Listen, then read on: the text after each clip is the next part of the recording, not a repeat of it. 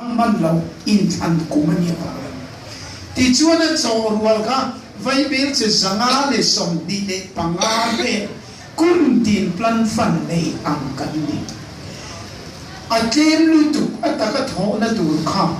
amar tu achia kan banga kha kan tuwa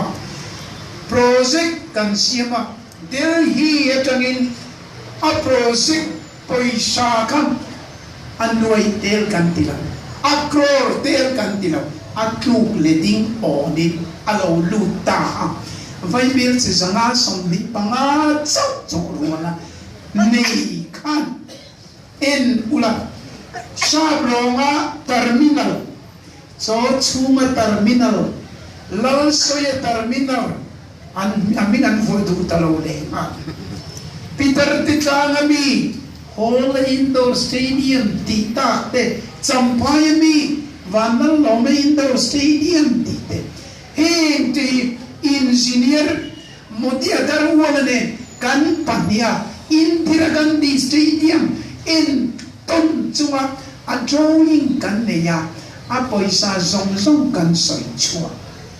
tin a contract po kan perfect a sakpon sakso a drawing po an engineer tenena kan di so fikani Peter Titlangami le Champayami teki tichun an saso te tia an lokala aminga whole stadium meeting an run tita bayani aza tawri kan sak version chung te adang tan soi le mo PMG suai thing tlang kong za som riat hi chu kong pui na chun fet khang zong te ka MNA full light on Durtang road king ringot te ki political for sepa apoi shaki kan zo no chua ni katiani har satya a detail ka soi lo Millennium Center pui alaudinga Walping Road lunglei pani thur phea khopui thar New Capital Complex Assam Rifle chuakin tu gleding on Telman Secretariat High Court Building pui quarter nen rito khang song kha kan plan fan chu kung kata kror zanga som bi panga chopan amar chu nam thin lung Mizo mangai na Mizo Nationalism thin lung kha achi kan tua project kan siama akror telin tiyan kan thar chua ka tunhi alo khen tani kan soi seng lo amar chu vai party Mizo Nationalism dilo ve thum chuan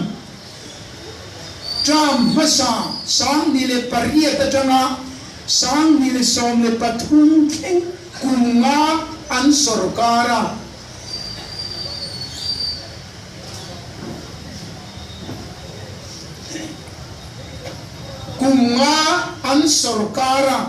chuti lai chuan district council zonga Congress an sarkara Mizoram State Congress MLA somthum le pani nein an sarkara Delhi Congress an sarkar boka ekdom Congress sarkar an min mai ventur pakhat ma an nei an plan fan cho rualin kumbin kror sang le zanga kan le thum am nei ti chuan kror zanga som ni panga kan nei chunga kan poisa din mun har satya ka soi photo voina ka soi non vai tu ta ammer the treasury voi khat ma kan khar lo treasury an khar ti soi de no adik lo treasury kan khar lo chunga nei chung khat phei chu treasury Reserve Bank of India kan poisa a reserve kan dakha vai bel se sa thung chuang man lo a reserve kan nei chu finance kan secretary of in thing pui nen kan long ve hian tu na mi chu among enge ni eng ma ong lo mai ani ka fa an lei ba ga tu le ding on na chuang ke deposit kan ta an ti chu among phai na ga tu le ding on na chuang among a phai apo an ba ani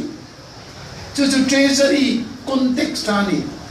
ke ni chu atang lai pe chon vai bil che sa thumi kan khu ani pu huwa pa te one kan long wa khati kan mane sar sana ni china development kan soi song vai bil che sanga som ti panga achi tur panga lo chua kha enga tinge Zoramthanga ni chief minister ni lo ke ai nan fel zok ke ai le yam ve kan ni emene foi tu de kan fel men ni fel chuang lo amar chu thil pakhat chit kan le Mizo nationalist kan ni wa nei tu kan ni nei tu thin lungin kan thoka chu wangin nei tu thin lung chu thai chi nang ring bing tai le mau ruangi an pe a bing tai chuan thama kang tuaka ai zo fika pakhat ma hor thar chuan alei puya le alova anei mau ruangi chuan chu thai chi nang ring chu atua ti chuan ale so ale za in tam takalo thara viral chia hovina an ei pui lui thamin purtam angai mengkha an thar an enga tinge an thai chi in angring an ram vanei turei nang ring a chan chu pakhati ninga tinge a tram puya pakhati ninga tinge tamlu tu ka thar chua bing tai le mau ruangi an ni wang an ni ringot enga tingi poisanga so vai bel che sang le sanga tun tam ni na chon vai bel che sang ni chuang kro sang ni chuang plan fan an nei chan tun pe chon sang thu ma kai chon ke ni zanga som ni pang nei le sang le zang nei achi enga tingi development heti ja an kal puya tuna hetia among popapo alei ba le chong to tu le ding on ne an thut hildanga ni lo Mizo nationalism ne vairam nationalism in to na ni ni tu mene